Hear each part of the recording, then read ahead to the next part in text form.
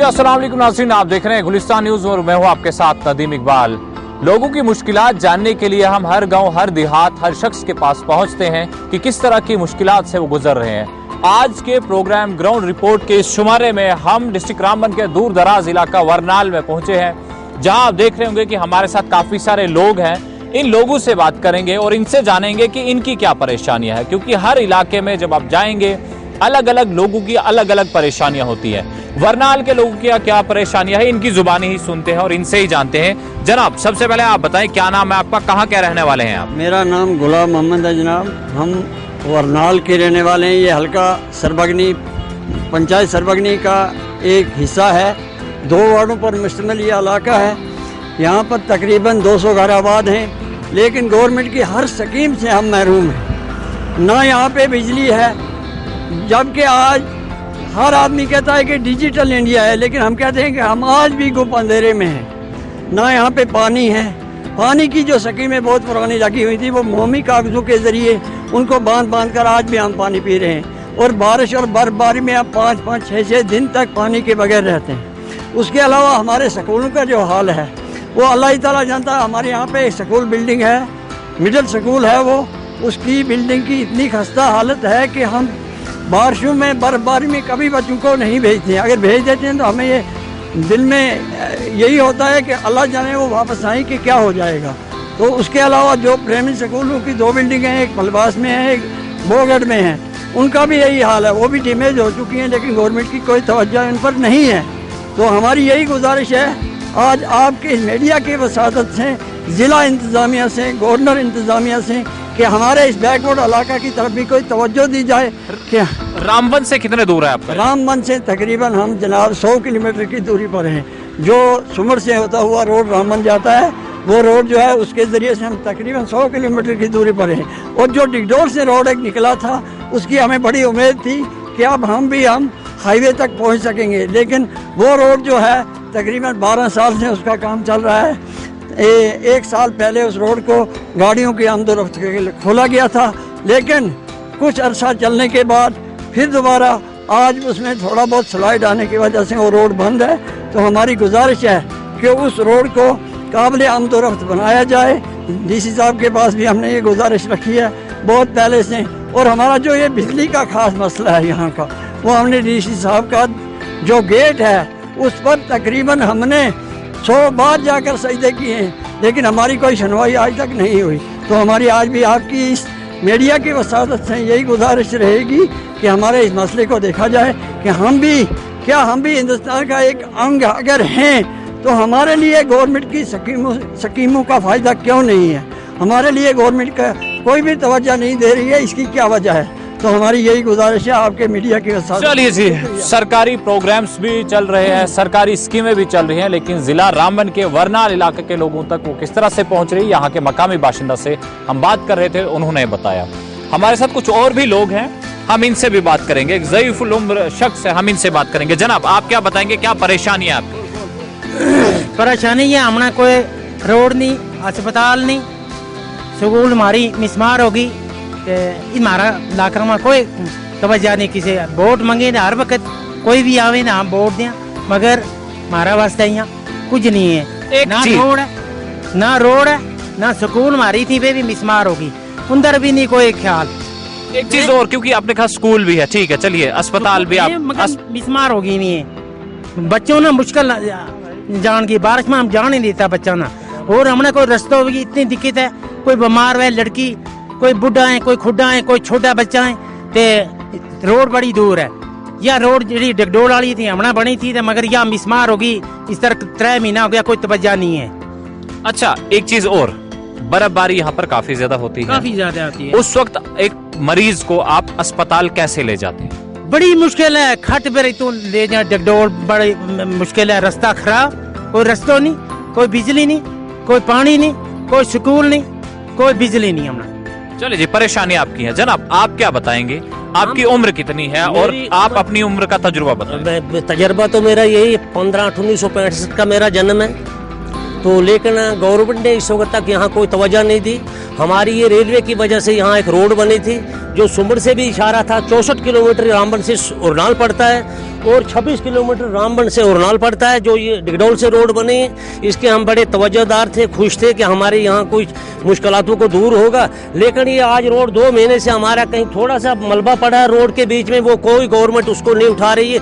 हमने deputy commissioner को रामबन भी एक रिक्वेस्ट की थी कि हमारे रोड की तरफ ध्यान रखें, लेकिन वो माना था उन्होंने कि हम सब कुछ इसको ध्यान रखें, लेकिन इसकी तरफ कोई भी किसी किस्म की गौर हमारी रोड की तरफ नहीं हो रही है। उसके बाद हमारा स्कूल जो है, यहाँ रेलवे का काम था, रेलवे के ब्लास्ट चलते थे, उसकी ब्लास्ट की वजह से हमारे जो स्कूल है ये टूट फूट गए। स्कूलों में को बच्चों को पढ़ाने के लिए भेजने के लिए हम नाउम्मीदी है, क्योंकि हमारे स्कूल जो है वो क्रैक हो चुके हैं। उसके बाद छाट बताएंगे और लोग भी बताएंगे। उसके बाद डिस्पेंसरी तो यहाँ है नहीं। हमारे अभी एक बुजुर्ग को यहाँ लगी थी पत्थर के साथ, तो अगर यहाँ डिस्पेंसरी होती या कुछ होती तो वो बच जाता था, तो लेकिन उसको कोई इंतजाम नहीं था। उसको यहाँ से लेते फिर जम्मू 2-3 दिन के बाद वो बेचारा गुजर चुका।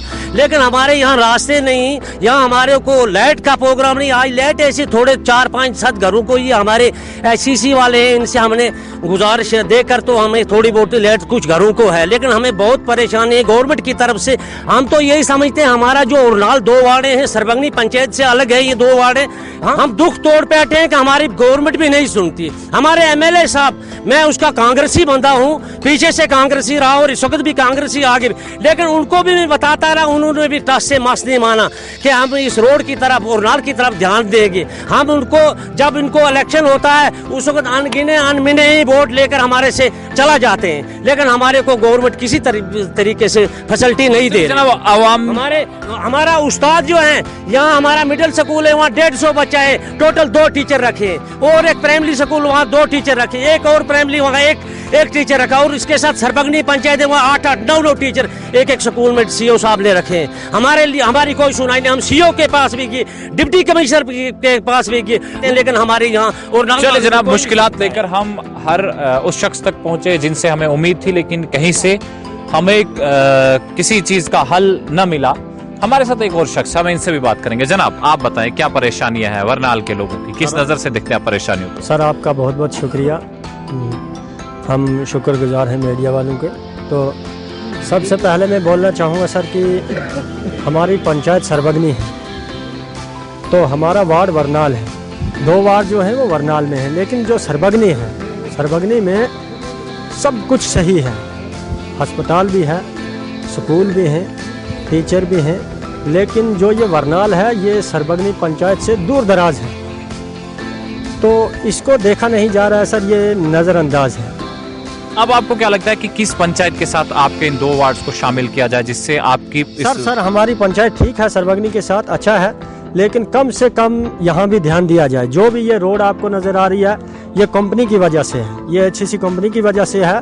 थोड़े घरों को लाइट भी दी गई है, कंपनी ने दी है थोड़ी बहुत, तो और कोई भी गवर्नमेंट जो सहूलियात हैं वो नहीं है। देखिए, आपने कहा कि जनाब हमें तो कंपनी की 2-4 घरों को लाइट मिल गई, लेकिन एक तरफ आप देख रहे होंगे कि डिजिटल इंडिया चलाया जा रहा है, ऑनलाइन पेमेंट्स होती है, तमाम चीजें ऑनलाइन होती है। आप मोबाइल फोन किस तरह से चार्ज करते हैं और मोबाइल फोन इस्तेमाल करते हैं? मोबाइल फोन जो है वो सोलर है, सोलर में बैटरियां जो है वो बांध कर करते हैं सर, बहुत मुश्किल है। और वहाँ से जो है अपना पावर बैंक जो है वो लाते हैं इधर, कभी एक के ऑफिस में कभी दूसरे के ऑफिस में, वो चार्ज करके ले जाते हैं, उसके जरिए से हम मोबाइल जो है चार्ज करते हैं। सोलर जो आपने जिनका जिक्र किया, सरकारी अपने पैसे? ना सर, कोई हर जगह सरकारी जो है सोलर मिले, सुमर में भी मिले, भजमस्ता में भी मिले, और भी सरबगनी जहाँ पंचायत हमारी है वहाँ भी मिले, लेकिन 2 वार्डों में नहीं मिले वरनाल में सर। ये वरनाल के साथ इतनी ज्यादती? ये वरनाल के साथ सर ज्यादती है, देखने में भी है।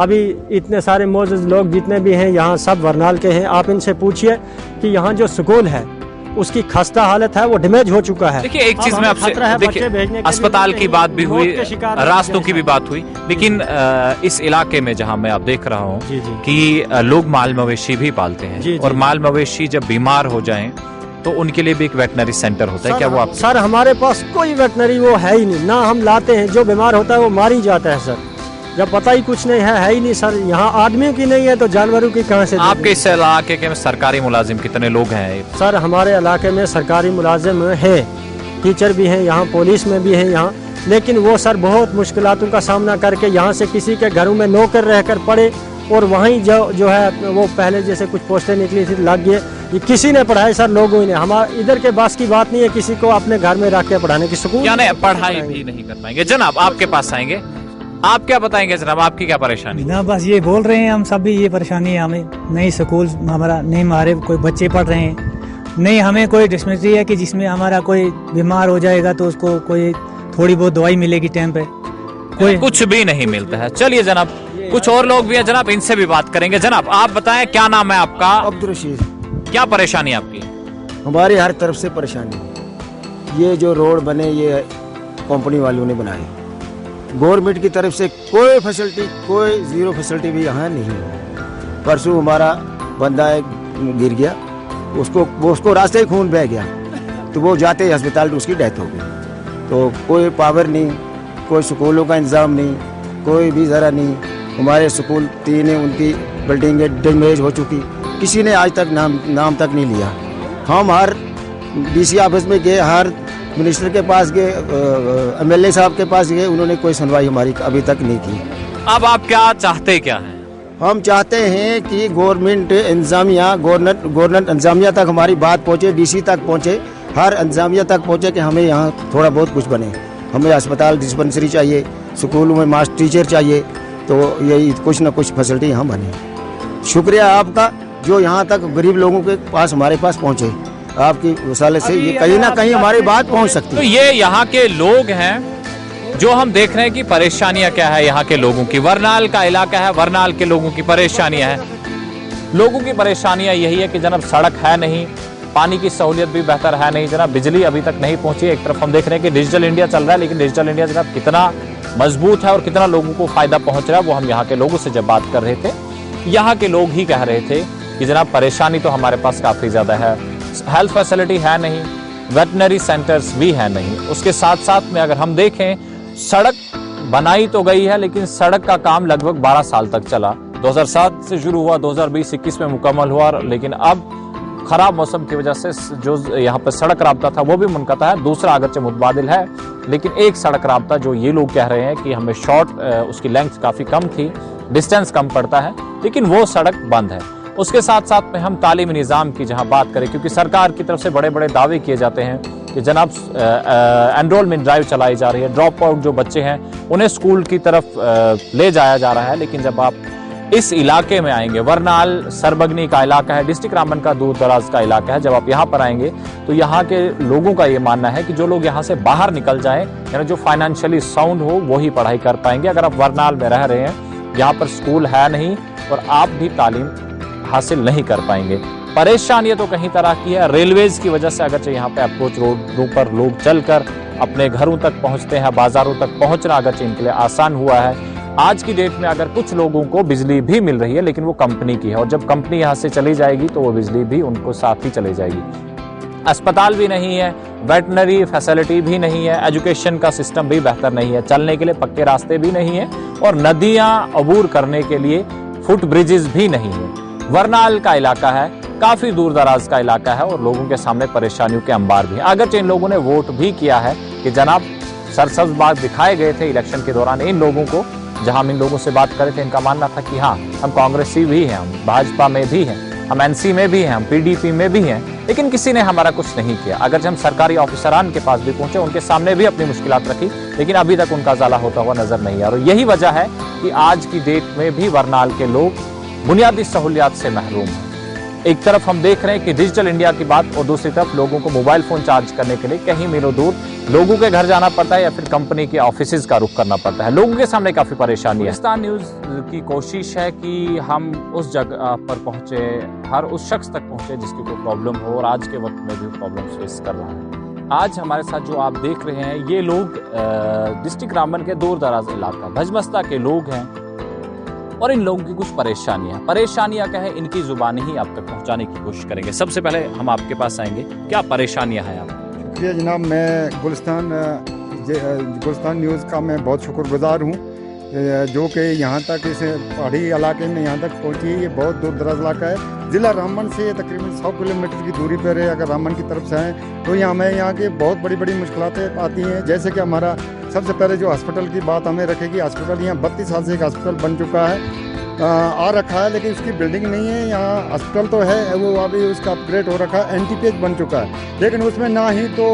कंपाउंडर फार्मिस्ट है, ना ही डॉक्टर आए तक। एक महिला एक यहाँ नर्स है वो ड्यूटी देती है, लेकिन इस इलाके में जब भी कोई आदमी बीमार हो जाता है या कोई ऐसा मरीज होता है तो वो रामबन तक पहुंचाने में हमें रास्ते में ही दम तोड़ देता है।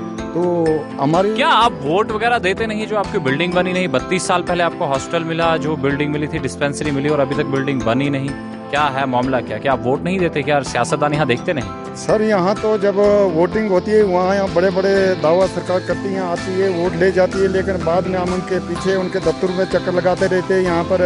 उसके बाद कोई 5 साल के बाद यहाँ पर हमें कोई भी दिखाई नहीं देता है। आज देखो यहाँ के इसकी हालत ऐसी है, यहाँ के रोड है, यहाँ पर रेलवे जो है, रेलवे की 9 कंपनी यहाँ पर काम कर रही हैं। रेलवे अपना दादागिरी से काम करती है। सड़क के अलावा जनाब पानी, बिजली, पक्के रास्ते, अस्पताल, स्कूल, वेटनरी सेंटर्स, वो क्या तमाम चीज़ें आपके पास पहुंच गई? नहीं पहुंची कहाँ है। अस्पताल का मसला सबसे बड़ा हमारा है सर, ये जो बोला। अस्पताल न होने की वजह से क्या परेशानी है जी?